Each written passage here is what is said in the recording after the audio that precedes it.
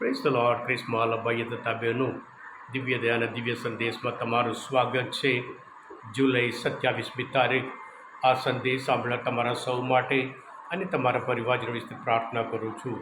તમારા બાઇબલે લો, ઈશ્વરના વચન સાંભળીએ.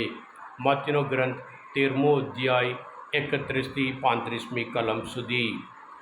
ઈસુએ એક બીજું દૃષ્ટાંત પણ તેમની આગળ રજૂ કર્યું. ઈશ્વરનું રાજ્ય રાઈના દાણા જેવું છે. એક માણસ રાઈનો દાણો લઈને પોતાના ખેતરમાં વાવે છે. રાઈનો દાણો બધા બીજોમાં નાનામાં નાનો છે, પણ ઉગે છે ત્યારે એનો છોડ બધા છોડ કરતાં મોટો ઝાડ જેવડો થાય છે. એટલો મોટો કે આકાશના પંખીઓ આવીને તેની ડાળીઓમાં વાસો કરે છે. વળી તેમણે બીજું એક દૃષ્ટાંત પણ તેમને સંભળાવ્યું. ઈશ્વરનું રાજ્ય ખમીર જેવું છે. એક ભાઈ ખમીર લઈને 3 માપિયા લોટમાં ભેળવે છે, અને એટલે ધીમે ધીમે બધા લોટને આતો ચડી જાય છે. આ બધું ઈશ્વરે લોકોને દૃષ્ટાંત દ્વારા સમજાવ્યું. દૃષ્ટાંત સિવાય તેઓ તેમની આગળ બોલતા જ નહીં, જેથી પૈગંબરની વાણી સાચી પડે કે હું દૃષ્ટાંતો દ્વારા જ બોલીશ. સૃષ્ટિના મંડાણથી છુપી રાખેલી વસ્તુઓ હું પ્રગટ કરીશ. આ પ્રભુની વાણી છે, તે આપનો આધાર છે. ક્રિસ્મસ ભાઈ બહેનો, આજના શુભ સંદેશ દ્વારા પ્રભુ ઈસુ ઈશ્વરનું રાજ્ય કેટલું પાવરફુલ છે, શક્તિશાળી છે, એ બતાવે છે. દુનિયાના રાજ્યમાં આપણે જાણીએ છીએ, ગરીબાઈ હોય, અન્યાય હોય, અધર્મ હોય, નફરત હોય, અત્યાચાર હોય અને અનિષ્ટ વસ્તુ હોય છે. પણ ઈશ્વરના રાજ્યમાં એવું નથી. ઈશ્વરના રાજ્યમાં તો પ્રેમ, શાંતિ, સમાનતા અને ન્યાય. દુનિયાના રાજ્યના જે ઇલેક્શન પહેલાં આપણે જાણીએ છીએ લોકો કેવી રીતે વર્તતા હોય છે, અને ઇલેક્શન પછી એ લોકોને અધિકાર મળે ત્યાર પછી કેવી રીતે વર્તતા હોય છે, એ આપણે જાણીએ છીએ. પણ ઈશ્વરના રાજ્ય સ્થાપના કરવા માટે પ્રભુ ઈસા પૃથ્વી પર આવ્યા. ફિલિપીના ધર્મસભા લગતા 2 અધ્યાયમાં 8મી કલમમાં એ સર્વશક્તિમાન હોવા છતાં સમાનતાને વળગી રહ્યા નહીં, શૂન્યવદ બન્યા, માણસ બન્યા અને મરણ પામ્યા.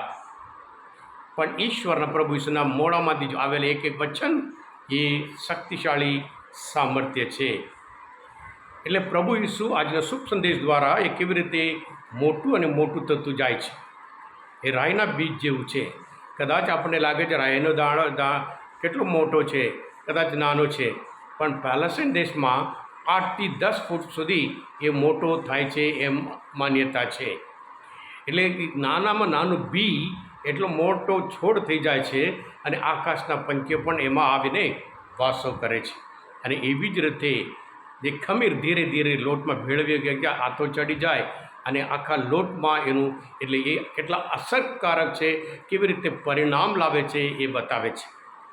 હા ક્રિસ્મસ ભાઈ તબેનું, ઈશ્વરનું રાજ્ય પ્રભુ ઈસુ એક વ્યક્તિ, એક સામાન્ય, એક ગરીબ વ્યક્તિ, અને પછી એમના શિષ્ય બધા કેવા હતા? 12 અભણ માણસો, માછીમારો. એક સામાન્ય બાબતમાંથી કેવી રીતે એ લોકો અસામાન્ય, અસાધારણ બન્યા, એ આપણે જાણીએ છીએ. એનું કારણ એ ઈશ્વરનું કામ છે.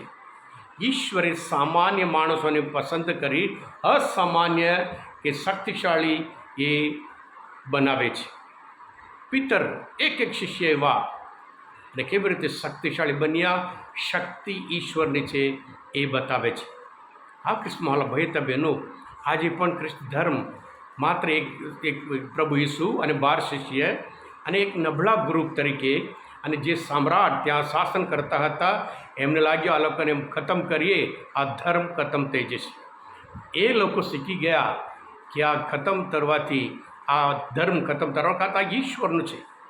ઈશ્વરની શક્તિ સામે માણસની કોઈ પણ તાકાત નહીં ચાલે, એમ કરીને આજે આ ખ્રિસ્તી ધર્મનું જે પ્રભુ ઈસુનું વચન એ વિશ્વ ધર્મ બન્યા હોય, એ કામ એ ઈશ્વરનું છે.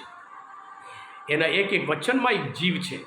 એ જીવતી જાગતી વાણી છે, એ જીવન આપી શકે એમ છે.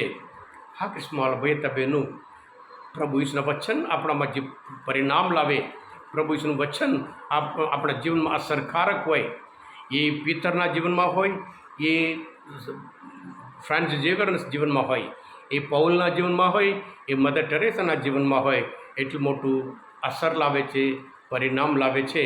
અને એનું કારણ એ ઈશ્વરના વચન છે, એને ઈશ્વરના રાજ્ય, જેવી રીતે આજના શુભ સંદેશમાં પ્રભુ ઈસુ વર્ણન કરે છે, રાઈના દાણા અને પછી ધીરે ધીરે જેવી રીતે ખમીર અસર લાવે છે, એવી રીતે આજે મોટામાં મોટું એ થઈ છે, ધર્મ થઈ ગયો છે.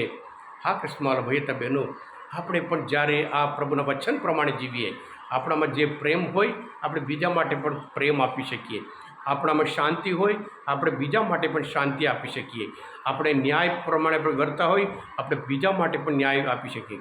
અને એવી રીતે જ્યારે અત્યારે પ્રેમ હોય, શાંતિ હોય, સંત પૌલ પોતે કહે છે ઈશ્વરનું રાજ્ય કંઈ ખાવા પીવામાં નથી, ઈશ્વરનું રાજ્ય પવિત્ર આત્મા પ્રેરેલા ધર્મ, પ્રેમ, શાંતિ અને ન્યાયમાં છે. ઘરને પૌલ પોતે આપણે વર્ણન કરે છે.